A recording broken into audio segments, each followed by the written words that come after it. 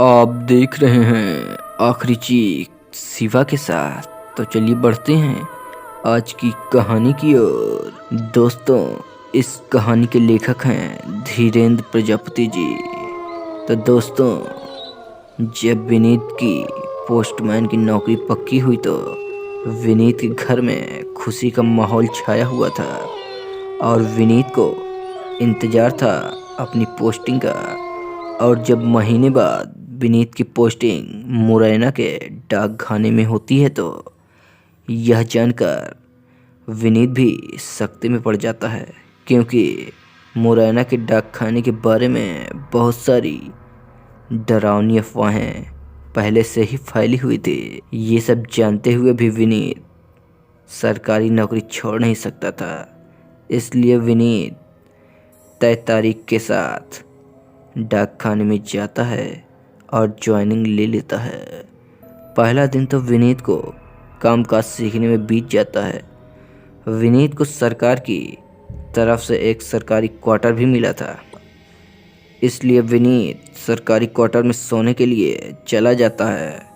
2-3 दिन बाद विनीत को कुछ चिट्ठियाँ मिलती हैं। पहली चिट्ठी होती है एयरफोर्स के रिटायर ऑफिसर निशांत भैया जी की। विनीत जी निशांत जी को चिट्ठी देते हैं और सलाम दुआ करके निकल जाते हैं।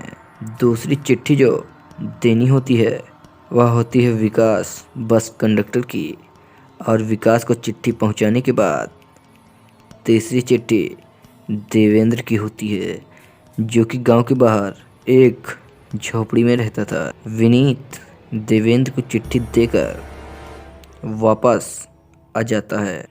धीरे धीरे करके विनीत की गांव वालों से अच्छी जान पहचान हो जाती है। अब विनीत को मुरैना डाकघर के बारे में जो डरावनी अफवाहें पता थी वह सब बनी बनाई हुई कहानियाँ लगने लगी थी। इसलिए विनीत अब बेफिक्र होकर अपनी नौकरी कर रहा था। एक दिन रामू जी बोलते हैं, अरे ओ विनीत, आज मैं घर जा रहा हूँ, इसलिए तुम स्टेशन से सारी चिट्ठियाँ ले आना। रामू जी की बात सुनकर विनीत बोलता है कि रामू जी आप निश्चिंत रहो, मैं सारी चिट्ठियाँ ले आऊँगा। तभी रामू जी ने कहा, वो तो ठीक है, तुम जब स्टेशन पर जाओगे तो स्टेशन पर तुम्हें एक आदमी दिखेगा और उसके हाथ में एक झोला होगा। तुम उसके पास जाओगे तो वह बोलेगा मुरैना डाकघर, और वह तुम्हारे हाथों में झोला दे देगा। तुम झोले को लेकर चुपचाप वहाँ से लेकर चले आना, और हाँ, पीछे से कोई आवाज़ दे तो पीछे मुड़कर देखना मत। इतना कहकर रामू जी वहाँ से चुपचाप निकल जाते हैं। यह सब सुनकर विनीत अपने मन में सोचता है कि चिट्ठियाँ लानी तो ठीक है, फिर ये माथापच्ची क्या है। सुबह 5 बजे विनीत फ्रेश होकर अपनी बुलेट मतलब साइकिल के साथ स्टेशन की ओर चिट्ठियाँ लाने के लिए निकल पड़ता है। विनीत स्टेशन पर पहुंचता है तो उसे वहां पर एक आदमी खड़ा हुआ दिखाई पड़ता है। विनीत उसके पास जाता है तो वह आदमी बोलता है, मुरैना डाकघर। विनीत के सिर हिलाने पर वह विनीत के हाथों में झोला थमा देता है, और विनीत के झोला थामते ही वह आदमी एक डरावनी मुस्कान देता है। विनीत जल्द से झोला लेकर अपनी साइकिल के साथ डाकघर के लिए बिना पीछे देखे रवाना हो जाता है। वहां पर जाकर विनीत सारी चिट्ठियों को निकालता है और थोड़ी देर बाद उसे बांटने के लिए निकल जाता है। विनीत ने सारी चिट्ठियों को बांट दिया था। अब अंत में विनीत के झोले के अंदर एक अनजान चिट्ठी मिलती है, जिस पर एक पुराने से खंडहर नुमा घर का पता लिखा होता है, जो कि गांव के बीचों बीच होता है। विनीत उस चिट्ठी को देने के लिए उस खंडहर नुमा घर की ओर जाने लगता है। विनीत के जाते जाते रात हो जाती है। विनीत उस खंडहर नुमा घर में प्रवेश करता है। तभी विनीत को उस घर के दरवाजे के सामने एक बुढ़िया खड़ी हुई दिखाई पड़ती है, और उस बुढ़िया का चेहरा इतना भयानक था कि विनीत उसको देखकर डर जाता है।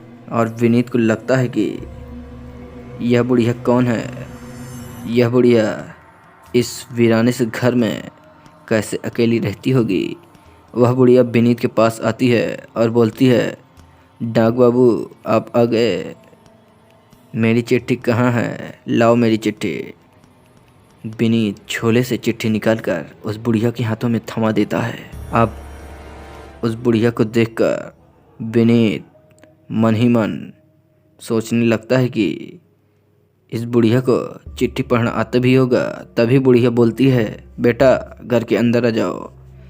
लेकिन विनीत बोलता है, नहीं नहीं नहीं, मुझे काम है, मैं जा रहा हूँ। तब वह बुढ़िया विनीत के पास आकर बोलती है, इतनी रात को तुमको क्या काम है, वैसे भी मुझे चिट्ठी पढ़ना नहीं आता है, तुम पढ़कर मुझे सुना देना। इतना कहकर बुढ़िया घर के अंदर चली जाती है और मैं भी मजबूरन बुढ़िया के पीछे पीछे घर के अंदर जाता हूँ। घर के अंदर जाते ही मुझे लगता है कि इस घर में वर्षों से कोई नहीं रहता होगा, क्योंकि घर के अंदर धूल के कण चारों तरफ फैले हुए होते हैं, मकड़ी के जाले लगे हुए होते हैं। यह सब देखकर विनीत की हालत ख़राब हो रही थी।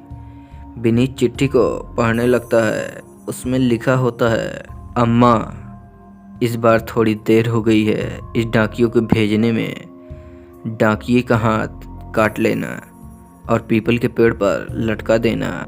विनीत बोलता है, ये सब क्या मजाक है। विनीत यह कहकर चिट्ठी को फेंक देता है और भागने के लिए पीछे मुड़ता है। तभी विनीत के सामने पीपल का पेड़ दिखाई पड़ता है।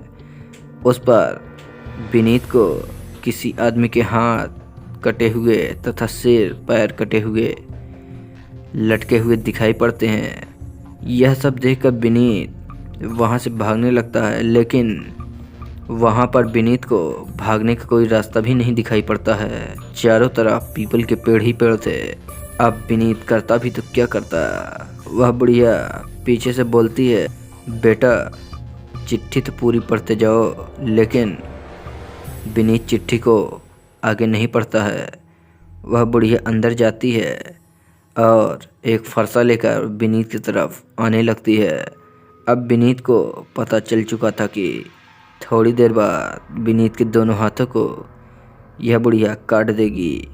लेकिन वह विनीत के पास पहुंचने से पहले बोलती है, क्या करूं इसका, इसने तो पूरी चिट्ठी भी नहीं पढ़ी है। तभी विनीत के सामने एक धुंध सी छा जाती है और थोड़ी देर बाद वही स्टेशन वाला आदमी उस बुढ़िया के पास आता है और बुढ़िया को लेकर घर के अंदर जाता है। तभी पीछे से रामू जी आते हैं और विनीत को बचाकर सरकारी क्वार्टर में ले जाते हैं। रामू जी बोलते हैं कि तुम्हारी किस्मत अच्छी थी जो मुझे उस चिट्ठी के बारे में पता चला और मैं उस स्टेशन वाले आदमी के पीछे करते हुए यहाँ तक पहुँचा। और सुनो, कल सुबह होते ही तुम घर के लिए रवाना हो जाना, वरना मारे जाओगे। और कभी भी मुरैना डाकघर भूलकर भी मत आना। विनीत सुबह होते ही अपने घर के लिए अपनी सरकारी नौकरी को छोड़कर हमेशा के लिए निकल जाता है। और कुछ महीने बाद विनीत को सुनाई पड़ता है कि रामू जी कहीं गायब हो चुके हैं। उसी के थोड़े दिन बाद मुरैना का वह डाक खाना पूरी तरह से बंद हो जाता है।